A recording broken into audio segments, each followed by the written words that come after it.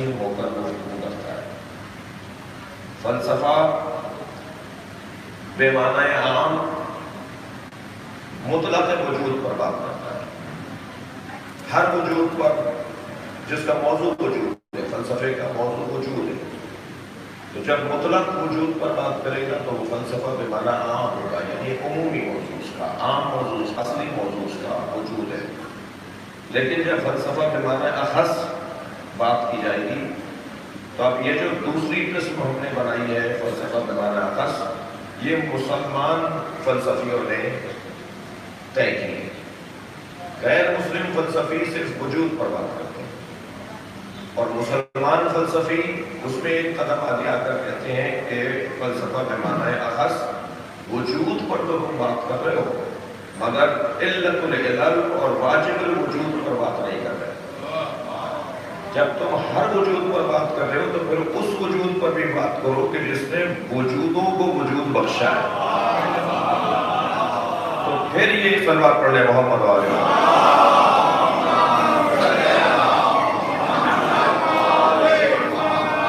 پھر ہم یہاں سے تقسیم کرتے ہیں بحث کو واجب الوجود۔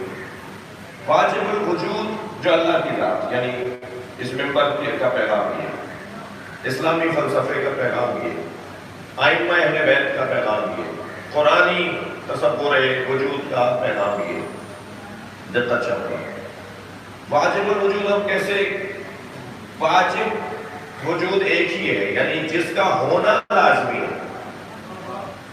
ممکن الوجود جس کا ہونا اور نہ ہونا برابر ہو، یعنی میں اور آپ اور اللہ کے علاوہ جو کچھ ہے وہ اس کا ہونا اور نہ ہونا برابر ہے یا نہیں ہے، کوئی اثر نہیں پڑتا کائنات پر۔ آپ اور میں نہیں تھے تب بھی کائنات تھی، ہم نہیں ہوں گے تب بھی دنیا رہے گی۔ ہمارے ہونے سے نہیں بنی ہے، ہمارے جانے سے مٹے گی نہیں۔ اب کوئی ایک وجود ضرور ماننا پڑے گا درمیان میں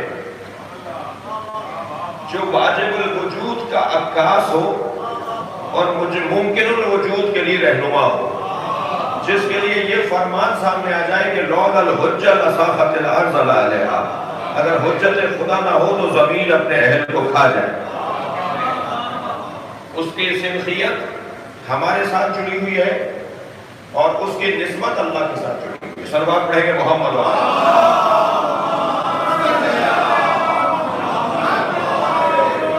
نسبتاً حساس بات کر گیا اور ریکارڈ بن رہا ہے، اور بعد میں ناتمام بات سننے والے اور جنہوں نے پچھلی مجلس سے نہیں سنی اور جو آدھی والی نہیں سنیں گے، اور وہ صرف ایک جملہ ہی لے لیں کہ وہ مجھے مشکل میں ڈال سکتے ہیں کہ یہ کچھ کہہ گئے۔ لیکن عزیزان گرامی، بات ایسی ہی ہے۔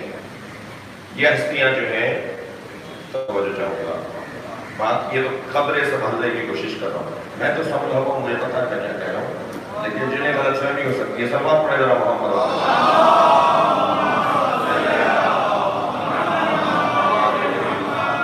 بات کچھ ایسی ہی ہے کہ جن ہستیوں کو ہم اپنا پیشوا، رہنما، ائمہ اہل بیت کہتے ہیں، وہ نہ مطلقاً بشریت کے جملہ محسوس کیجئے گا، نہ وہ مطلق بشریت کی ظہور کا شکار ہے اور نہ ہی وہ الوہیت کا عنوان رکھتے ہیں،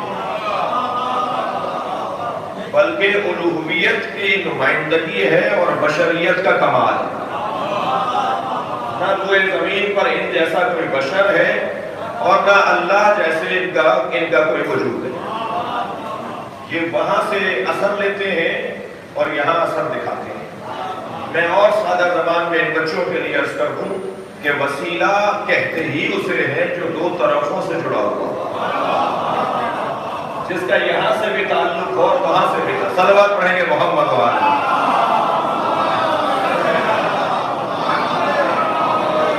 اس سے بھی بہتر صلوات نبی کی ذات۔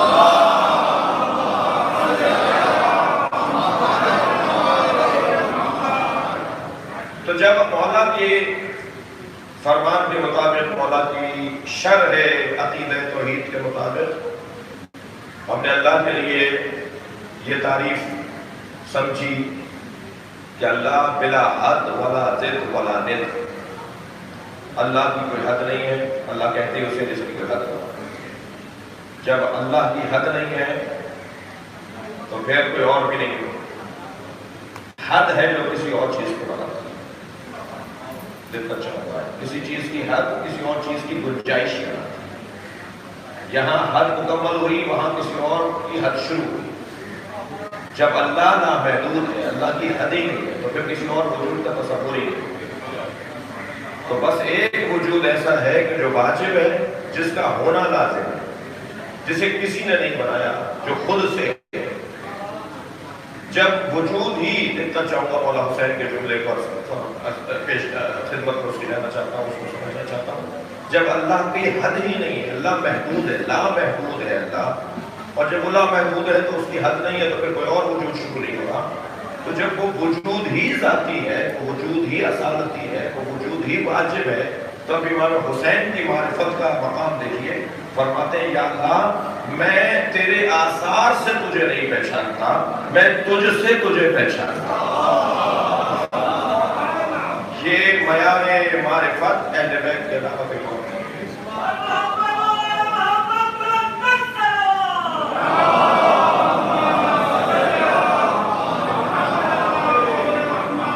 عزیزان گرامی، یہ جو فرمایا نا معصوم نے، نبی مکرم کا بھی فرمان ہے، مولا کائنات کا، اہل بیت کا، انبیاء کرام کا، نحنو نکلم الناس بقدر عقولہم، ہم انبیاء، میں مصطفیٰ، ہم اہل بیت، یہ جملہ نقل ہوا ہے مختلف معصومین سے۔ نحنو نکلم الناس علی قدر عقولہم، ہم لوگوں سے ان کے عقل کے مطابق بات کرتے ہیں۔ کیا عظیم فرمان ہے، ہم اپنی عقل کے مطابق بات نہیں کرتے۔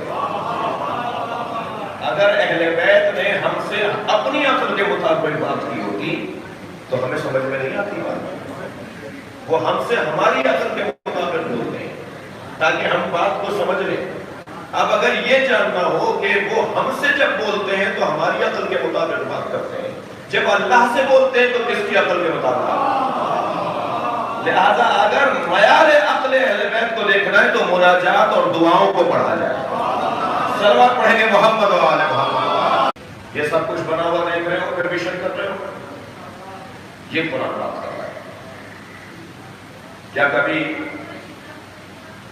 بات ہوئی تو یہ ہوئی کہ جہدو بہا، یہ انکار تو کرتے ہیں مگر استیقنتھا انفسہم، دل ان کے کہتے ہیں کہ ہاں ہے۔ قرآن کے الفاظ، یہ انکار تو کرتے ہیں مگر ان کے اندر سے آواز آتی ہے کہ ہاں ہے۔ اللہ نے اگر بات کی تو اس لفظ سے بات کی ہے، وجود پروردگار پر بات کی۔ اب اس سورہ مبارکہ توحید میں، جس پر آج چھٹی مجلس میں بھی ہم غور کرنے کی کوشش کر رہے ہیں، قل، اے میرے حبیب آپ کہہ دیجیے۔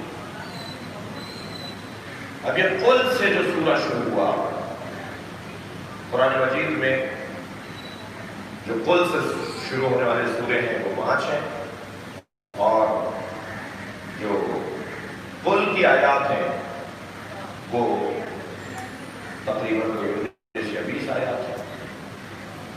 لیکن اس آیت اس سورہ مبارکہ کے اندر، اچھا پہلے تو یہ ذرا شان نزول کی طرف توجہ کر لیجیے۔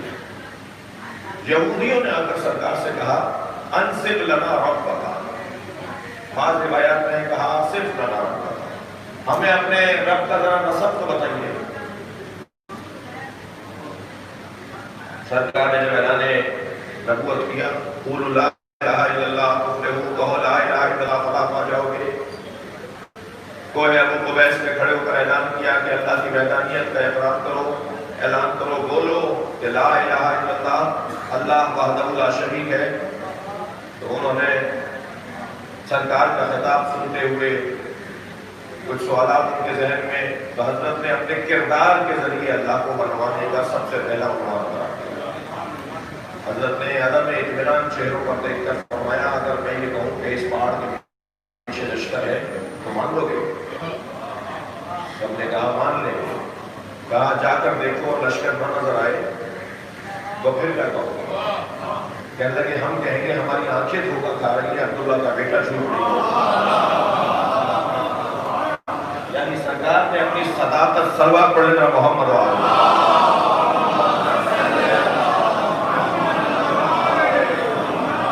اپنی صداقت کا پہلے کلمہ پڑھوایا، اپنی دیانت کا پہلے اقرار کروایا۔ یعنی کم سے کم ایک پیغام تو سیرت مصطفیٰ سے یہ ملتا ہے کہ جو صاحبان نظریہ ہوتے ہیں، جو کوئی نظریہ دینے والے لوگ ہوتے ہیں، اگر وہ چاہتے ہیں کہ ان کے نظریے کو قبول کر لیا جائے تو پہلے اپنے کردار کا نظریہ منوائیں، پہلے اپنے آپ کو منوائیں، پھر ان کی بات مانی جائے۔ اور تاریخ بشریت میں کامیاب رہنما وہی گزرے ہیں جنہوں نے پہلے اپنا کردار منوایا۔ اور سرکار نے اب یہاں جب حضرت نے کہا کہ تو پھر یہ کہنے لگے انصر لنا، میرا بھٹے اپنے اللہ کا ذرا شجرہ تو بتائیے، یہ کیا سوال تھا؟ ہاں، یہ جاننا چاہ رہے تھے کہ جیسے اور مشرکوں نے کچھ صنم بنائے ہوئے ہیں، کچھ رب بنائے ہوئے ہیں، کچھ الہ بنائے ہوئے ہیں، اور وہ کہیں سے ٹوٹتے پھوٹتے نکلتے بچتے ہوئے ایک شکل بنا کر سامنے آئے ہیں، بن کر سامنے آئے ہیں، کیا معلوم کہ عبداللہ کے بیٹے کا اللہ بھی اصلی ہو؟ لہذا کہنے لگے اپنے رب کا شجرہ بیان کریں۔ اچھا، اگر آپ صنمیات کی کتابوں کا مطالعہ فرمائیں، یقیناً آپ میں سے دوستوں کا ان اقمات میں مطالعہ ہے، اہل دقت دانشور تشریف فرمائیں، تو قدیم صنمیات کو یونان کے صنمیات کی کتابیں ہوں یا وہ ہندوستان کے صنمیات کی کتابیں، میتھولوجی کی جو کتابیں ہیں اور اس سے متعلق جو کتابیں لکھی گئی ہیں، اس میں صنموں کے، بتوں کے، الہوں کے شجرے، فلاں دیوتا فلاں دیوی کے شکم سے پیدا ہوا، فلاں دیوتا فلاں دیوی کے سم سے پیدا ہوا، فلاں دیوتا فلاں دیوی کی پشت سے پیدا ہوا، یہ لکھا ہوا۔ صلوات پڑھے ذرا محمد والے۔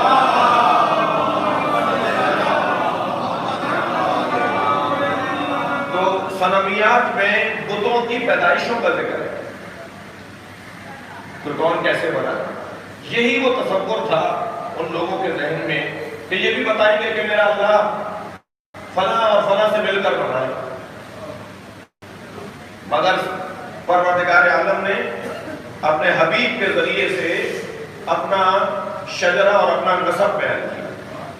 لہذا خود نبی فرماتے ہیں سورۃ الاخلاص نسب ربنا، صلوات پڑھیں محمد علیہ۔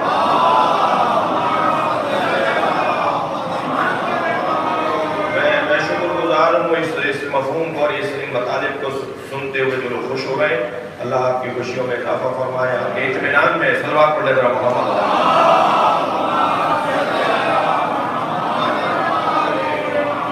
نبی فرماتے ہیں سورۃ الاخلاص نسبت ربنا نسب ربنا، اب جملہ حدیث پوری سنیے گا، وسورۃ القدر نسبتی و نسبت اہل بیتی، سورہ قدر میرا نسب ہے اور میری اہل بیت کا نسب ہے، وما ادراک ما لیلۃ القدر، صلوات پڑھیں محمد علیہ۔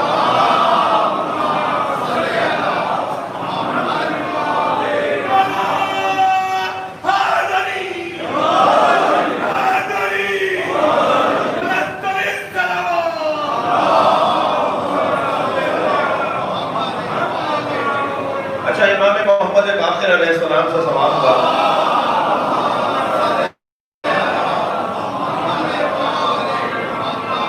کہ مولا سورہ اخلاص کے بارے میں کچھ رہنمائی، کچھ ارشاد، کچھ ہدایت عطا فرمائیے۔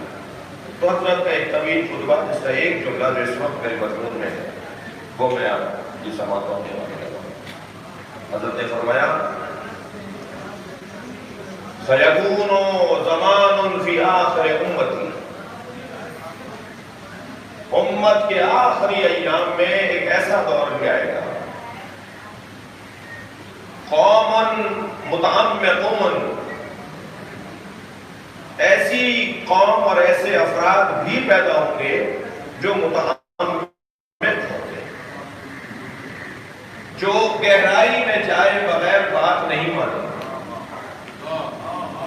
توثیق کیے بغیر بات کو تسلیم نہیں کریں گے۔ ایک ایسا دور بھی آئے گا کہ ایسے لوگ ہوں گے جو صرف سنی سنائی بات پر کان نہیں دھریں گے، وہ گہرائی تک تہ تک ضرور اتریں گے۔ سورہ توحید ان کے لیے نازل ہوا ہے۔ صلوات پڑھیں گے محمد والا۔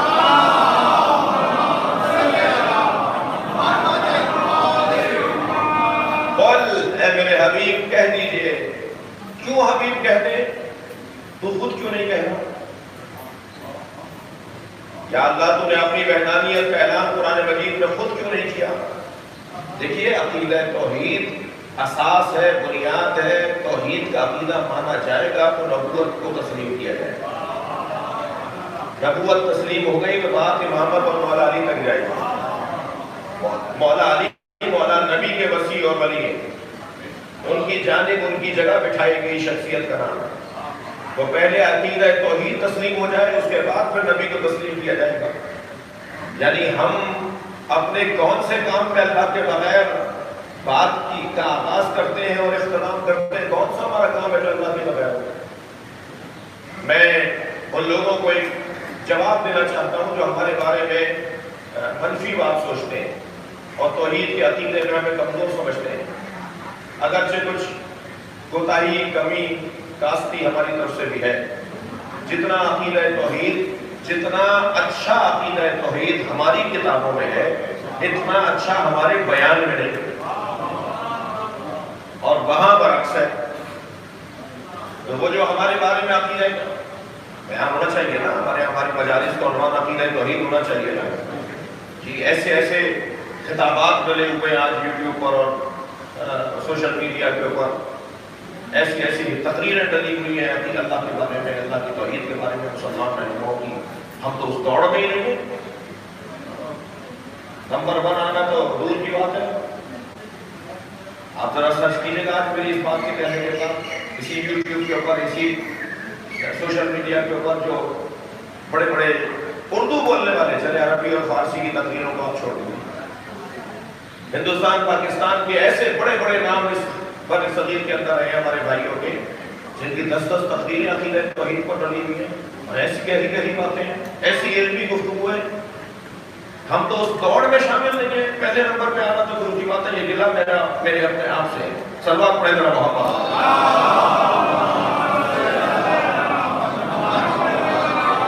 اور میں خطیب ڈرا رہتا ہوں آپ لوگوں سے، بھائی معاف کیجیے گا آپ کے ذریعے کسی کی طرح، کہ اگر میں نے عقیدہ توحید یہاں بیان کیا تو مجمع کر میرا کم ہو جائے گا، تو جب میں مجلسی مجمع کے لیے پڑھ رہا ہوں تو میری زندگی میں برکت کہاں سے ہے؟ لوگ کہیں گے صاحب بھی مولانا کیا لے کے بیٹھ گئے، ہمیں تو صرف ایک ہی بات سنائی ہے، یہ المیہ ہے، یہ کوتاہی ہے، یہ خیانت ہے، یہ قربانی ہے، اہل بیت کے ساتھ زیادتی ہے۔ میں نہیں کہہ رہا کہ ان مضامین کو ہمیں بیان نہیں کرنا چاہیے، ہم وہی تو بیان کر رہے ہیں، لیکن اتنا عوام زدہ ہو جانا، اتنا قوم پرست ہو جانا، اس معنی میں لیجیے قوم پرست بر صغیر کے شیعہ ہوگا۔ اب ممکن ہے کوئی کہے کہ لوگ انہوں نے اپنے ایپ بھی بتا دیے، نہیں، جنہوں نے ایپ ڈھونڈنے وہ آپ سے زیادہ ڈھونڈے بیٹھے ہیں پہلے۔ خفا نہیں ہو سن لیجیے میری بات، جب آپ کو مائک ملے تو بول لیجیے۔ صلوات پڑھے گا محمد۔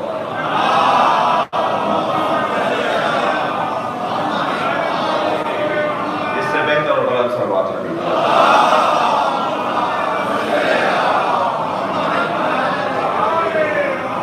اے میرے حبیب کہہ دیجئے هو اللہ احد، اللہ کو مانا جائے گا۔ ہمارا کون سا کام ہے جو اللہ کے بغیر ہے؟ قبلہ مانتے ہیں تو کعبۃ اللہ، کتاب مانتے ہیں تو کتاب اللہ، رسول مانتے ہیں تو رسول اللہ، علی مانتے ہیں تو ولی اللہ۔ سارے ہمارے کاموں کا محور اللہ، ہر عقیدے کا محور ہمارا اللہ۔ ہم توحید پروردگار کے بعد عدل الہی کو اصول دین میں مانتے ہیں۔ ہم اللہ بھی مانتے ہیں تو عادل مانتے ہیں، ظالم نہیں مانتے ہیں۔ دیکھیے کیا شان ہے عقیدہ توحید کی، یعنی ہماری زندگیوں میں عقیدہ مانتے ہیں جس کے ہاں شر اور خیر نہیں ہے، خیر ہی خیر ہے۔ یہ نہیں ہوگا کہ شر بھی من اللہ اور خیر بھی من اللہ. یہ معیار بڑھتا جا رہا ہے، ایک مرتبہ معیار فہم عقیدہ توحید بلند ہوتا جا رہا ہے. اور پھر عدل الہی، یعنی ہم اللہ کو عادل مانتے ہیں. عدل کا تقاضا کیا ہے؟ عدل کا تقاضا یہ ہے کہ وضع الشیء علی محلہ، ہر چیز کو اس کی جگہ پر رکھ دینا عدل ہے. ٹوپی امامہ سر پہ رکھنے کی چیز ہے، اسے سر پہ رکھیں گے تو عدل ہے، اور اگر اسے پیروں میں ڈال دیں گے تو یہ ظلم ہے. جوتیوں کی جگہ پیروں میں، اگر اسے سر پہ رکھ لیں گے تو یہ ظلم ہے. تو اگر امامہ اور جوتی کی مثال میں دوں تو بات سمجھ میں آئے، اور ممبر پہ چاہو جسے بٹھا دو تو کیا یہ بے ادب کی نہیں ہوگی؟ تو جہاں عدل الہی کی بحث آتی ہے وہاں پورے نظام میں، پورے معاشرے میں، پورے سماج میں عدل کا تصور بہتر چل جاتا ہے. پھر آگے بڑھتی ہے بات نبوت کی، پھر امامت کی، اور امامت متم نبوت ہے، مکمل نبوت ہے. یعنی بات کو محسوس کیا جائے نبوت قیامت تک رہنی ہے. اس کار نبوت کے تسلسل کو امامت کہا جاتا ہے. ہاں الجھن ایک یہاں یہ آتی ہے کہ پھر ہم کیا نبی ہونے کے قائل ہیں؟ ہم خاتم الانبیاء ہونے کے قائل نہیں رہے نبی کے؟ نہیں، نبی کے بعد کوئی نبی نہیں ہے، مگر نبی نے جسے اپنا ولی بنایا ہے وہ کام وہی کرے گا جو اصل کرنا ہوتا ہے. اور پھر بات آئے گی تو قیامت کی آئے گی. تو یہ سارے عقائد جس کی اساس اور بنیاد اگر میں یوں کہہ دوں کہ عقیدہ تو صرف ایک ہی ہے، 5 اصول دین ہے نہیں، اصل اصول دین ایک ہی ہے بس، توحید. توحید نہ مانیے پھر عدل مان لیجیے کیا مطلب، توحید نہ مانیے پھر نبوت مان لیجیے کیا مطلب، توحید نہ مانیے امامت مان لیجیے کیا مطلب. پھر ایسے ہی ہوگا جیسے ہندو علی کو مانتے ہیں، عیسائی علی کو مانتے ہیں. پھر کیا فرق ہے ان غیر مسلموں میں رات میں؟ جو علی کو علی کے مطابق مانے اسے مسلمان کہا جاتا ہے، اور جو علی کو اپنے دماغ کے مطابق مانے وہ غیر مسلم علی کا پرستار ہے. بہت لوگ مانتے ہیں، شاید بعض اوقات ماننے میں ہم سے زیادہ اچھا مانتے ہیں. تو اصل اصول اور بنیاد عقائد صرف ایک عقیدہ ہے، وہ ہے عقیدہ توحید. اسی سے پھر دوسرا، تیسرا، چوتھا اور پانچواں. اور ایک زاویے سے علمی بات کر رہا ہوں، بات جو ہے وہی محسوس کی جائے گی. ایک زاویے سے اصل اصول ایک توحید، پھر ایک توحید سے 5 اصول دین، اور پھر 5 اصول دین سے 200 سے زیادہ اصل اصول ہیں جو ان 5 سے جڑے ہوئے ہیں، جن کا انکار موجب کفر ہے. مثلا عقیدہ توحید صرف یہ تو نہیں کہ میں اللہ کو وحدہ لا شریک مانوں اور بس نہیں، اس کے جسم کا مجھے انکار کرنا ہوگا، اس کے صمد ہونے کا مجھے اقرار کرنا ہوگا، وہ نظر نہیں آتا مجھے اس کو ماننا پڑے گا، وہ ہر جگہ موجود ہے ہی مجھے ماننا پڑے گا. ایک عقیدہ توحید کے ساتھ وہ 25 عقیدے جڑے ہوئے ہیں جن میں سے کسی ایک کا انکار بھی مجھے میں کہوں.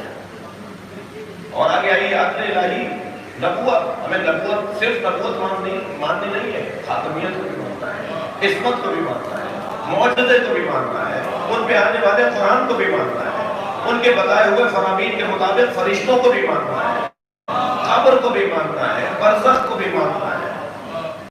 مانا تھا ہمیں ایک محمد رسول اللہ، ہمیں 50 باتیں ماننا پڑے گی.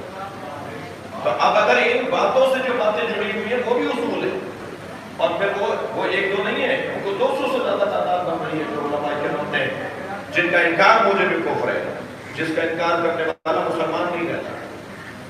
تو اصل اصول توحید. نبی مکرم سے کہلوایا تم کہہ لو هو اللہ احد. دیکھیے ہر نبی نے اللہ پہنچایا. میں یہ علم بیان کرنے جا رہا ہوں کہ اللہ نے نبی سے کیوں کہلوایا، خود کیوں نہیں کہہ دیا کہ وہ اللہ ہے.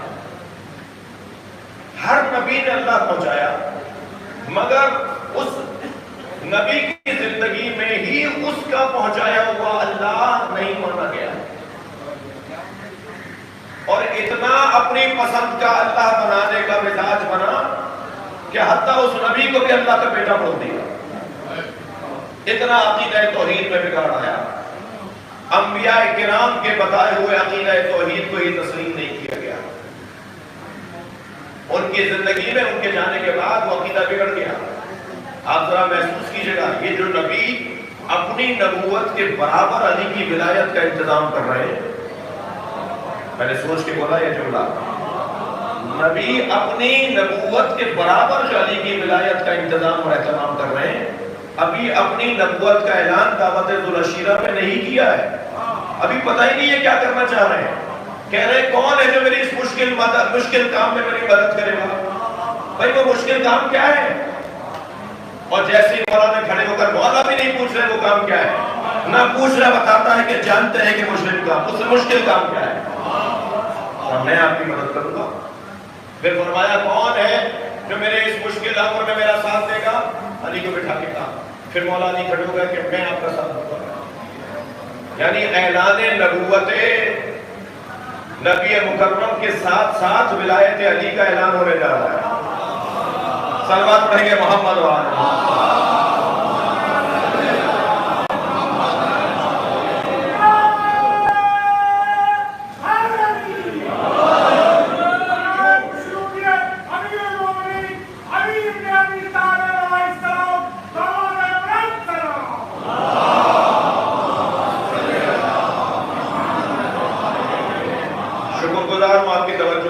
کیوں نبی نے اپنی نبوت کے ساتھ ساتھ مولا علی کی ولایت کا اعلان کیا اور انتظام اور اقرار کروایا؟ جب تیسری مرتبہ بھی مولا کھڑے ہو گئے تو پھر فرمایا کہ جان لو تم میرے خاندان کے لوگ ہو. سارے عشیرے کے لوگ بیٹھے تھے، خاندان کے لوگ بیٹھے تھے،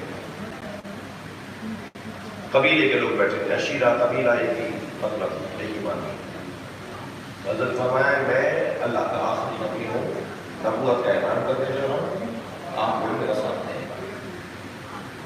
مولا علی نے کہا کہ میں پہلے کہہ دیا کہ میں آپ کا ساتھ دوں گا، اور پھر سرکار نے یہ بھی فرما دیا جو میرا ساتھ دے گا میرا خلیفہ ہوگا، میرا وزیر ہوگا، میرا وزیر ہوگا، میرا جانشین ہوگا.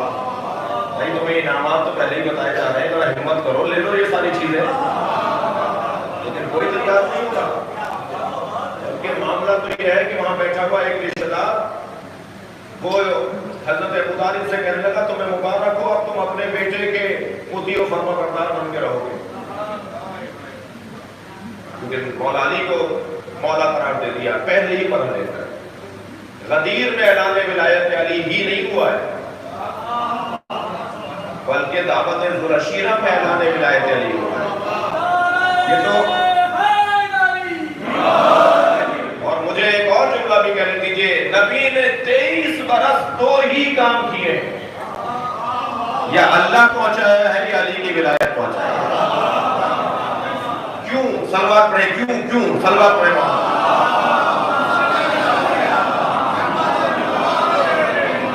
کیا سبب تھا کہ اللہ کے عقیدہ وحدانیت کے ساتھ ساتھ علی کی ولایت کو پہنچایا جا رہا ہے؟ وہ عقیدہ توحید پچھلے انبیاء کرام کے پیغام کی طرح مسخ ہو جائے گا اگر اس کے ساتھ علی کی ولایت نہیں.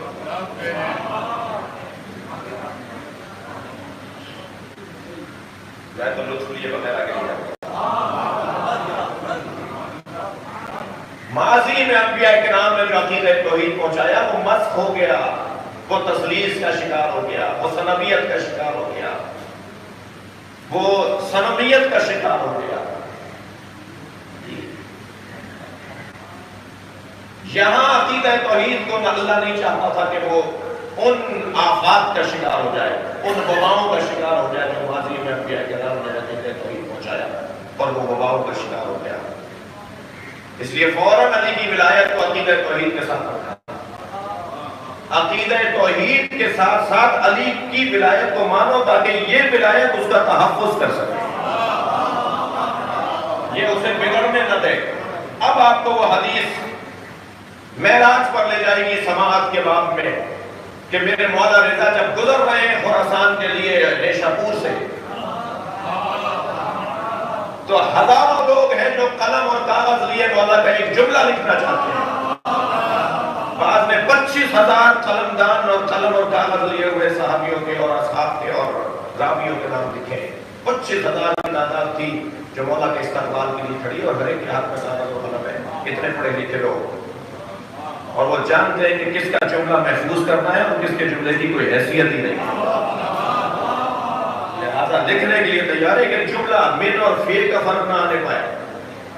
تو حضرت سے آواز دے کر کہنے لگے اے فرزند رسول کچھ عطا کیجئے، تو امام نے فرمایا کلمۃ لا الہ الا اللہ حسنی، سنو میں نے اپنے جد اور انہوں نے اپنے جد سے اور انہوں نے اپنے جد سے اور انہوں نے رسول اللہ سے سنا، ہمارے آباء و اجداد نے، لہذا اس حدیث کو حدیث سلسلۃ الذہب کہا جاتا ہے۔ سلسلۃ الذہب، سلسلہ کہتے ہیں عربی میں زنجیر کو، جو کڑیاں جڑی ہوئی ہوتی نا زنجیر کی، اسے عربی میں کہتے ہیں سلسلہ۔ سلسلۃ الذہب سونے کی زنجیر، ہر وہ حدیث جس میں سارے راوی معصومین ہوں اسے سلسلۃ الذہب کہا ہے۔ صلوات پڑھیں گے محمد و آلہ۔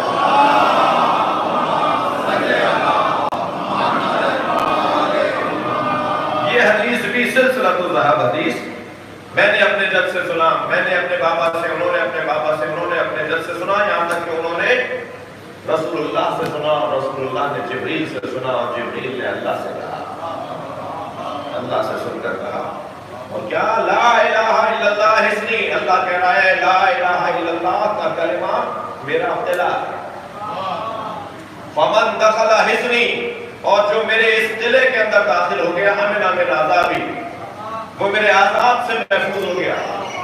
یہ کہہ کر مولا نے محفل کا پردہ گرا دیا، حضرت کا نام تھا کچھ آگے بڑھا، وہ سارا مجمع ساتھ ساتھ چل رہا ہے، توجہ ہے بات کی، وہ سارا مجمع میرے مولا کے ناطے کے ساتھ ساتھ چل رہا ہے۔ ابھی چند قدم ناطا بڑھا، پھر ایک مرتبہ ناطا روک دیا گیا، امام نے پردہ پھر ہٹایا، پھر قلم چلے، پھر ایک مرتبہ قلم سنبھلے کہ اب کچھ بولا جائے گا، حضرت نے فرمایا وَلَٰكِن بِشُرُوطِهَا، مگر یہ لا الہ الا اللہ کا قلعہ عذاب سے محفوظ رکھے گا چند شرائط کے ساتھ، وَأَنَا مِن شُرُوطِهَا، اور ان شرطوں میں سے ایک میں شرط، صلوات پڑھیں گے محمد و آلہ۔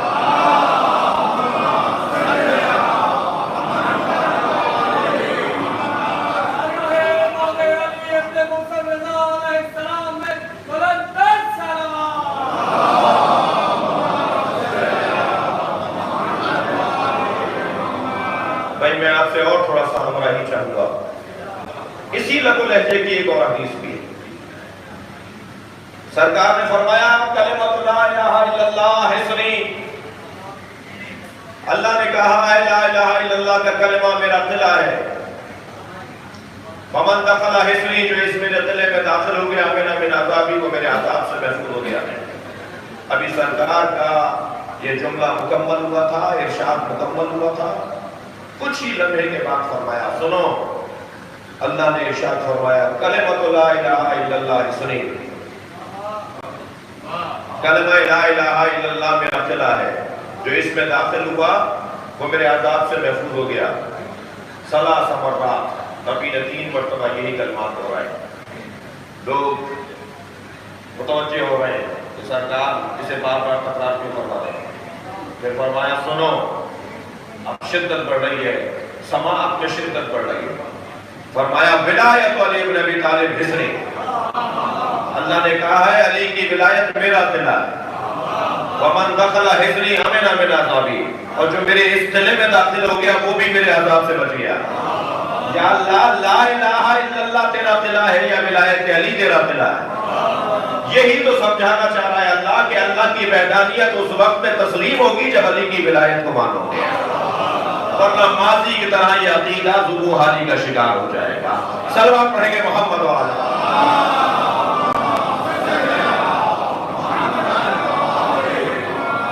اور اب آپ دیکھیے گا، اب آپ دیکھیے گا اور آپ محسوس کیجئے کہ اس عقیدے کے تحفظ کے لیے سب سے زیادہ کس نے کوششیں کی، قربانیاں دی، جانیں دی، نذرانے دی؟ علی۔ صرف ایک مثال ہوگا، کیا مولا علی کو اس بات کا احساس نہیں تھا کہ یہ سارے میرے دشمن ہو جائیں گے، میری نسلوں کو کاٹیں گے، ماریں گے؟ بدر میں میرے مولا نے 8 بڑے سرداروں کو مارا، جو یزید کے کوئی تایا تھا، کوئی ماموں تھا، کوئی دادا تھا، کوئی نانا تھا. جی 2 تو ماموں مارے میرے مولا نے، چاچا مارے، اور وہی تو بزرگ تھے جن کی وجہ سے وہ کہہ رہا تھا لے داشیا آخر میں بدر. جب اسیر بنا کے لایا گیا بیویوں کو، امام سجاد کو جب ہاتھوں میں ہتھکڑیاں بیڑیاں ڈال کر اسیر بنا کے جب شام کے دربار میں کھڑا کیا گیا تو اس نے کیا کہا تھا؟ اس نے یہ تو کہا تھا کاش میرے آج بدر کے بزرگ ہوتے اور وہ دیکھتے کہ میں نے ان کا بدلہ لے لیا. کیا یہ مولا علی کو نہیں معلوم تھا کہ میرے بچوں کے ساتھ کیا ہوگا، میری اولاد کے ساتھ کیا ہوگا؟ پتا نہیں. دشمنی بول لے رہی، اور ایسی دشمنی نسلوں کی دشمنی آج تک ہو رہا ہے. اس طرح آج تک اولاد علی کے ساتھ یہی کچھ ہو رہا ہے. آپ دیکھیے یعنی متحدہ عرب امارات سے کس نام پر، کس بنیاد پر نکالا جا رہا ہے وہاں کی نوکری کرنے والوں کو، وہاں کام کرنے والوں کو. وہ چیختے چلاتے درخواستیں دیتے بھائی میرا نام علی حیدر ہے، مگر میں تو سنی ہوں. کہتے ہیں نام ہی کیوں ہے تمہارا علی حیدر؟ 85 مثالیں ہو چکی ہیں، بلکہ سینکڑوں مثالیں ہو چکی ہیں جن کے نام کوئی ممکن ہے کہتا ہو یا کہے کہ یہ علی نام رکھنے پر پابندی تھی، حسین نام پہ رکھنے پہ پابندی تھی. یہ شیعہ حضرات ایسی بڑا چڑھا کے بات کرتے ہیں، ایسے کیا ہوا کیوں ہوا؟ کیا آپ دیکھ لیجیے ابھی ہو رہا ہے.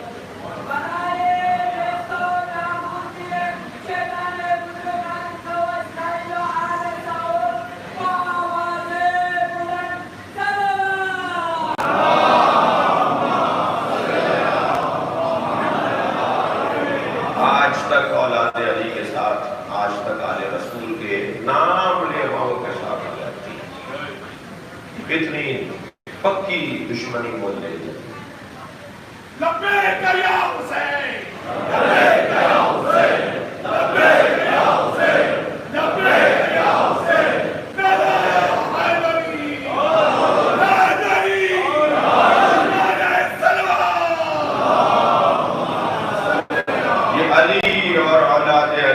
قربانیاں ہیں کہ 1400 سال کے بعد پھر اللہ کی وحدانیت پہ بات ہوگی. لیکن اگر ایسا نہیں ہوا ہوتا تو آج یہ رنگ نہیں ہوتا. میں علماء اہل سنت کو، دانشورانہ میں اہل سنت کو بھی مبارکباد پیش کرتا ہوں کہ اگر آج آپ اللہ کی بات کر رہے ہیں تو ممنون احسان رہی ہے علی اور اولاد علی. اور یہی سبب تھا کہ نبی سے کہلوایا کہ تم کہتے ہو کہ وہ اللہ ہے، تم کہتے ہو کہ وہ اللہ ہے.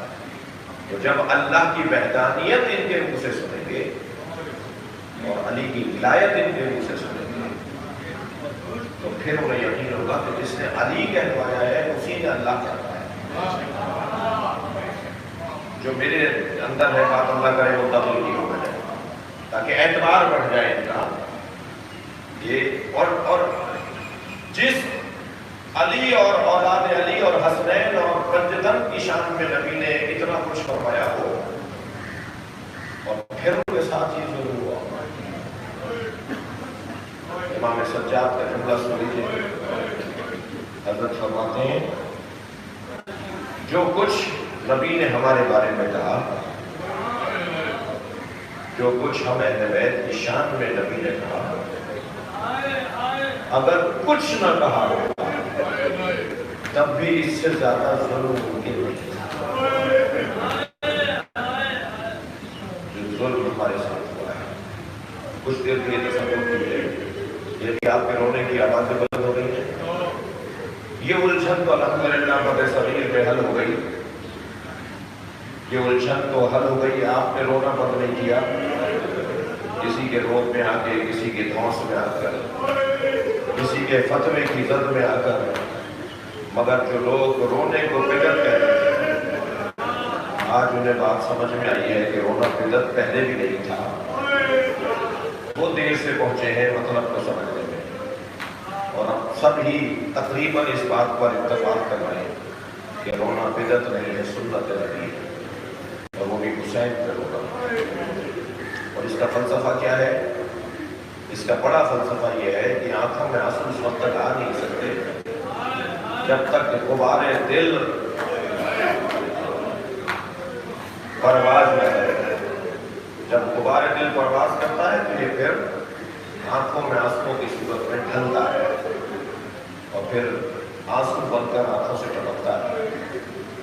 دل کا آنسوؤں سے بڑا گہرا تھا کوئی نہیں ہو سکتا جب تک کہ اس کے دل کی نرمی نہ ہو. اسی لیے حتیٰ انتظام کیا جاتا ہے کہ دل کو نرم کرنے کا انتظام کرو. قسی القلب نہ رہ جاؤ، تمہارا دل نرم رہے. اور عزیزو جو قوم رونے کی مشق کرتی ہے وہ کسی کو رلاتی نہیں ہے، اس لیے کہ جس کا دل ہی نرم ہو وہ کسی کو تڑپتا ہوا نہیں دیکھ سکتی. لہذا پوری دنیا میں آپ مشاہدہ کر لیجیے رونے والے لوگ کہیں جا کے پھٹتے نہیں ہیں، کسی کا گلا نہیں کاٹتے، کسی کے گلے پہ چاقو نہیں چلاتے. ان کا اپنا ایک مزاج ہے. میں کہتا ہوں خود رونا 50 اخلاقیات کی بنیاد ہے. اچھے محرم ہے یہ گریا 50 اخلاقیات کی اساس ہے. 10 کام خود ہی ٹھیک ہو جائیں گے، رونے والے ہو جاؤ بس.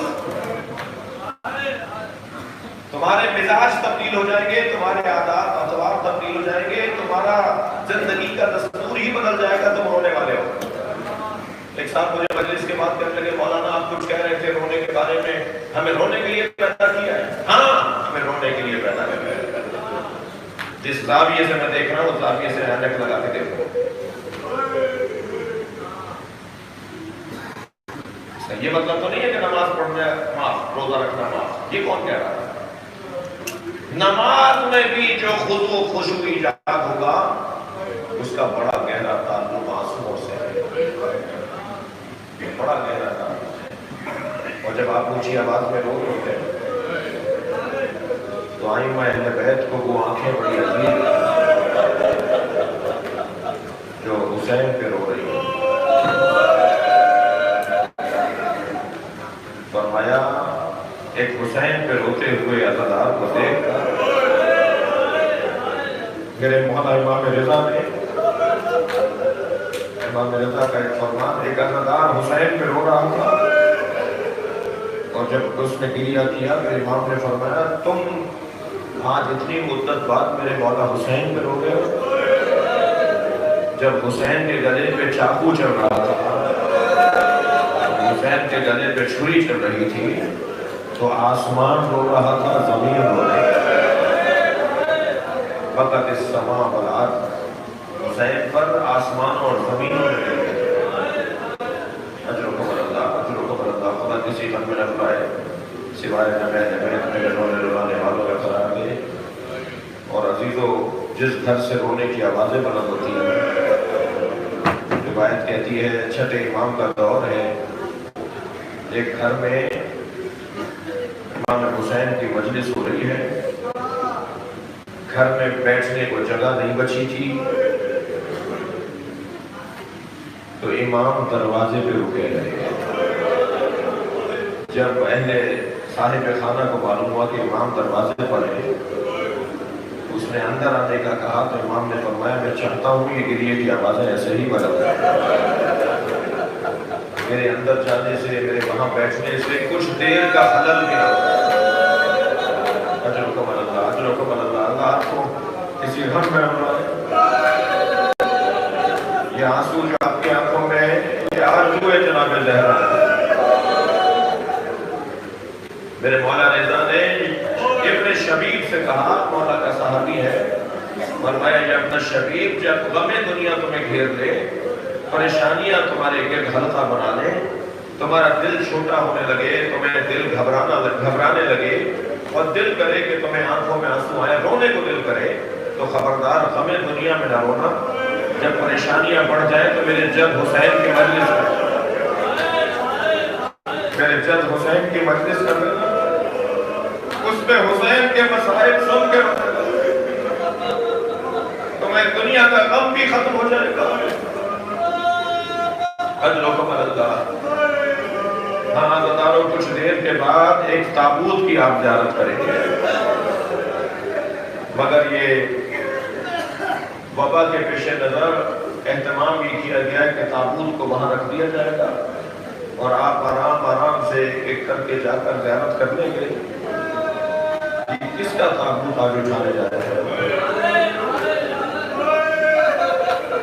رونا تو اسی کا ہے اور تابوت اسی لیے تو اٹھایا جاتا ہے. کیوں ہم عاشور کے دن حسین کا تابوت اٹھاتے ہیں؟ کربلا میں یہ تابوت اٹھائے نہیں گئے، لاشوں کو چھوڑ کر چلے گئے. 3 دن بے گور و کفن لاشا رہا حسین کا. یوں تو عزیزوں کربلا کے میدان میں اجرکم اللہ تسلی کر کے روئیں کہ مجھے بھی جلدی نہیں ہے، اللہ کو کوئی غم نہ عطا کرے. یوں تو کربلا کے میدان میں شہادتوں پر، ہر شہادت پر سینہ ہمارا پھٹنے لگتا ہے، آنکھوں میں آنسو آنے لگتے ہیں. حضرت قاسم کا بیان شہادت ہو، حضرت عون محمد کے لاشوں کا بیان ہو، حضرت اللہ اکبر حضرت علی اصغر کا شہادت کا بیان تو پتھر دل انسان کو بھی رلا دیتا ہے. حضرت عباس کا بیان شہادت، مگر ایک ایسی شہادت ہے جس پر حسین نے اللہ اکبر کئی مرتبہ زمین پر گرے اور کئی مرتبہ زمین سے اٹھے اور ایک آواز دے دے کر کہہ رہے تھے علی مجھے پکارو، مجھے کچھ نظر نہیں آتا.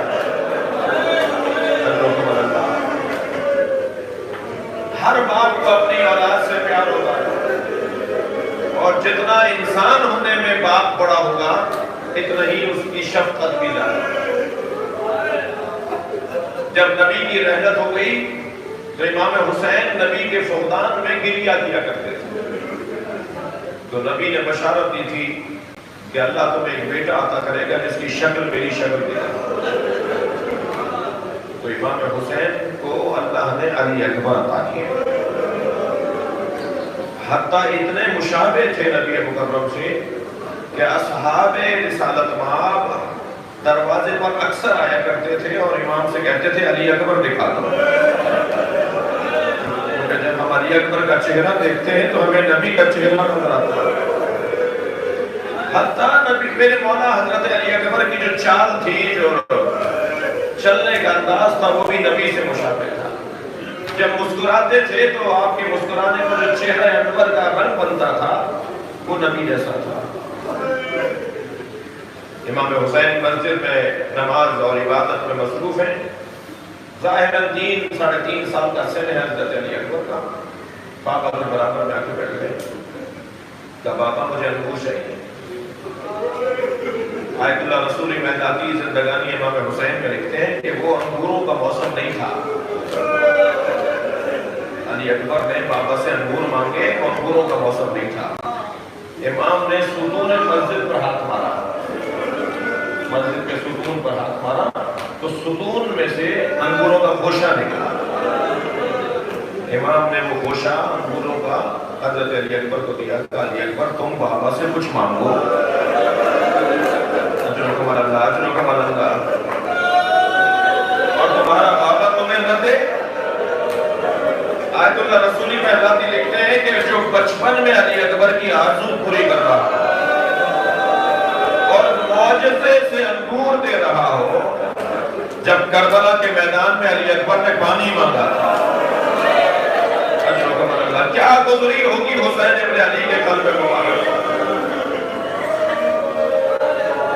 ہر شہید کی شہادت میں کچھ امتیازات ہیں، مگر حضرت علی اکبر کی شہادت کے چند امتیاز انفرادیت کے حامل ہیں. سب سے پہلا امتیاز تو یہ ہے، حضرت علی اکبر نے جب آ کر کہا بابا مجھے شہادت کے لیے، مجھے قربانی کے لیے اجازت دے دیجیے، تو واحد مجاہد، واحد شہید ہیں جنہیں امام حسین نے فرمایا جاؤ اپنی بہنوں سے جا کے جاؤ، خیمے میں بیویوں سے جا کے جاؤ. علی اکبر اپنی ماں ام لیلہ سے جا کے جاؤ، اور دیکھو میرے لحال اپنی پھوپھی زینب سے ضرور پوچھ کے آؤ. حضرت علی اکبر خیموں کے درمیان جو مخیم ہے، جو بیویوں کے خیمے تھے، وہاں کھڑے ہو کر انہوں نے سلام کیا ہر خیمے سے بی بی نے علی اکبر کو جواب دے دیا، مگر جیسے ہی حضرت علی اکبر نے جملہ کہا تو سنیں گے چیخنے کی آوازیں بلند ہوئیں۔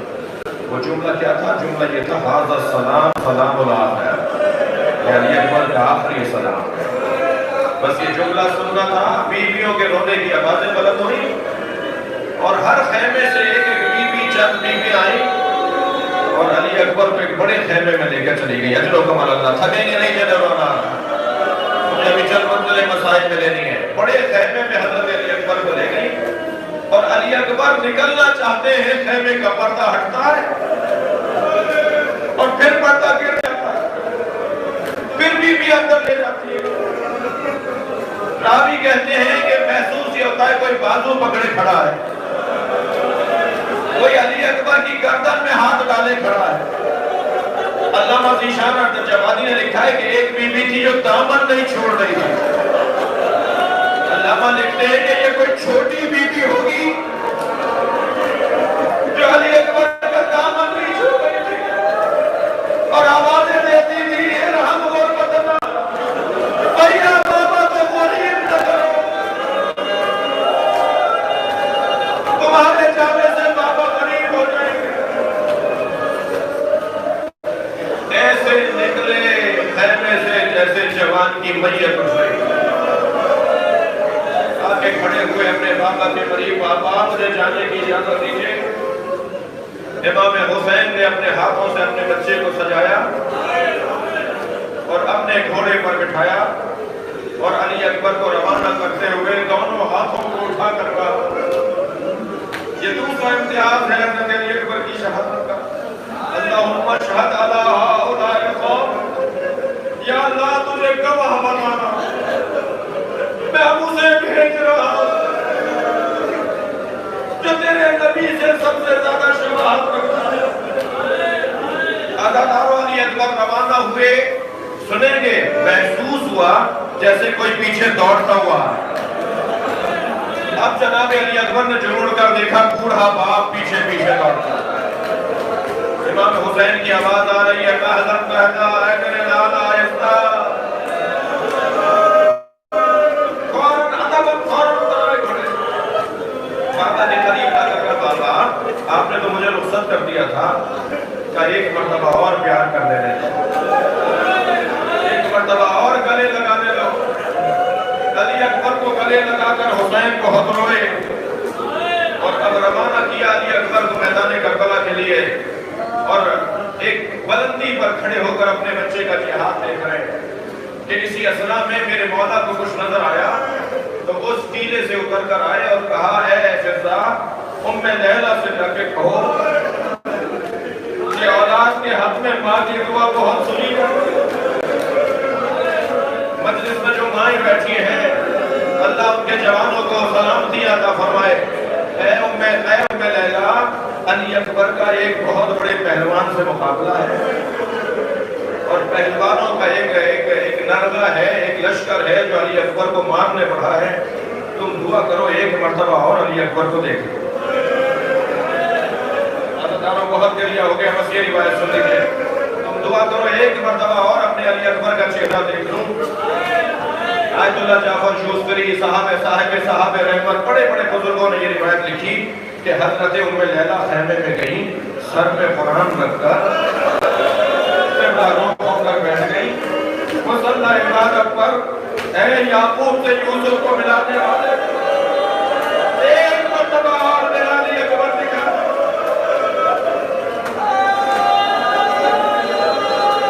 ادھر حضرت ام لیلہ کی دعا مکمل نہ ہوئی تھی کہ علی اکبر کے تکبیر کی آواز بلند ہوئی۔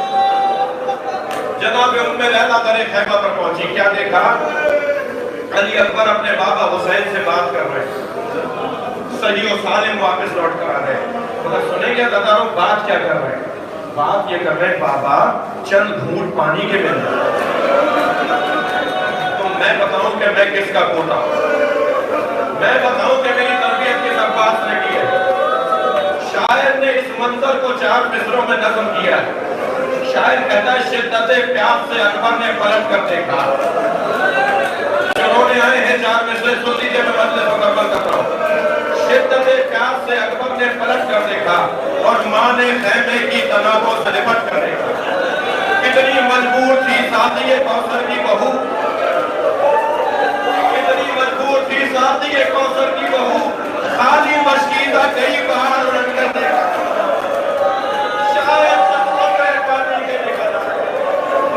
علی اکبر جاؤ تمہارے نانا کو معاف کر دے.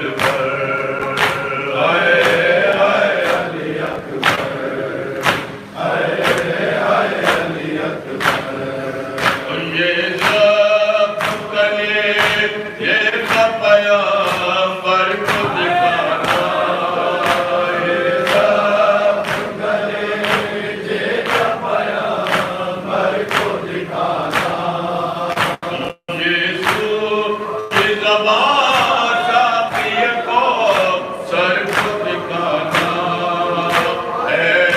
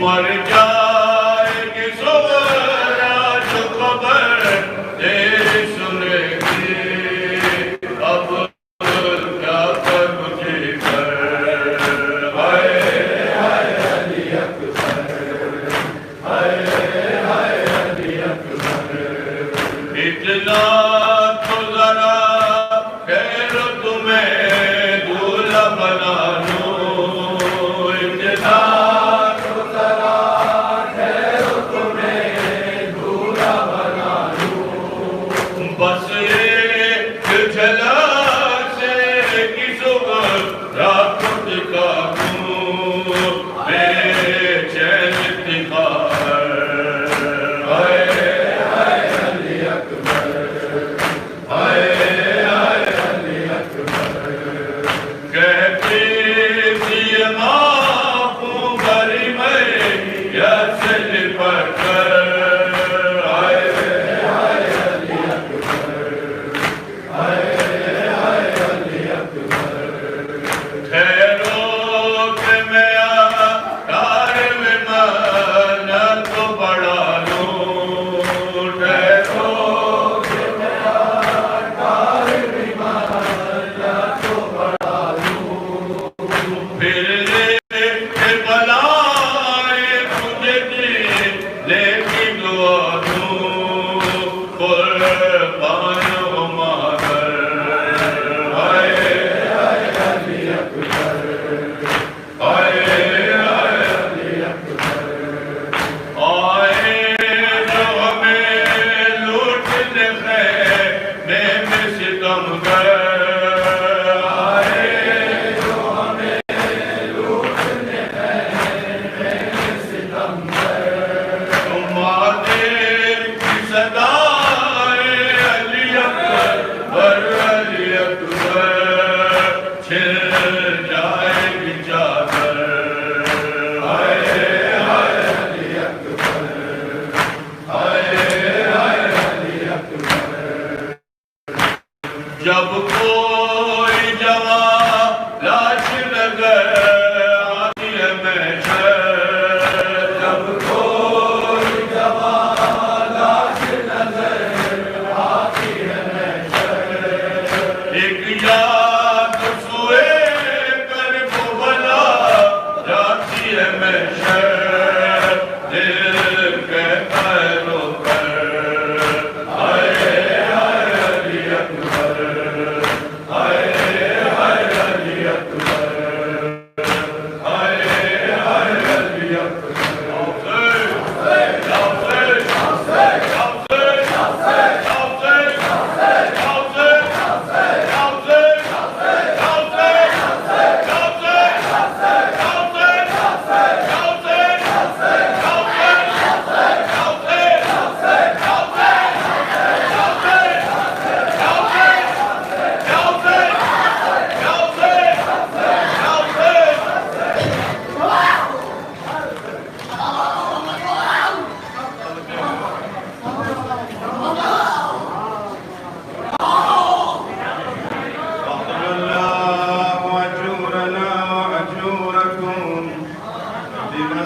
بمصائب جدي الحسين عليه السلام أجركم على الله يا إمام الزمان السلام عليك يا رسول الله السلام عليك يا حبيب الله السلام عليك يا أمير المؤمنين السلام عليك يا فاطمة الزهراء سيدة النساء العالمين السلام عليك يا حسن المجتبى سيد الشباب أهل الجنة السلام عليك يا أبا عبد الله الحسين وعلى الأرواح التي حلت بفناء عليك مني سلام الله أبدا ما بقيت وبقي الليل والنهار ولا جعله الله آخر العهد مني لزيارتكم. السلام على الحسين وعلى علي بن الحسين وعلى أولاد الحسين وعلى أصحاب الحسين.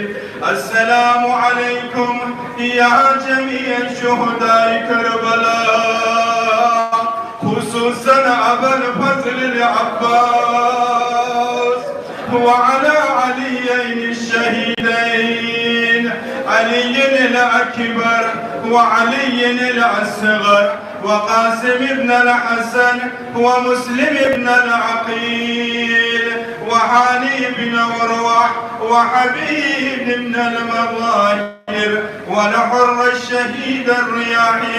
السلام عليكم ورحمة الله وبركاته.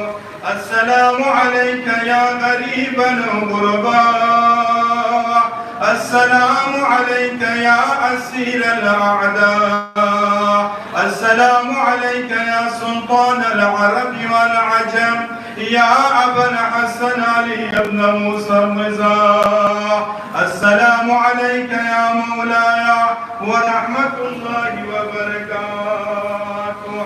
السلام عليك يا صاحب العصر والزمان، السلام عليك يا خليفة الرحمن، السلام عليك يا شريك القرآن، السلام عليك يا إمام الإنس والجان. أجل الله تعالى فرجك وسهل الله تعالى مخرجك. السلام عليك يا مولاي ورحمة الله وبركاته.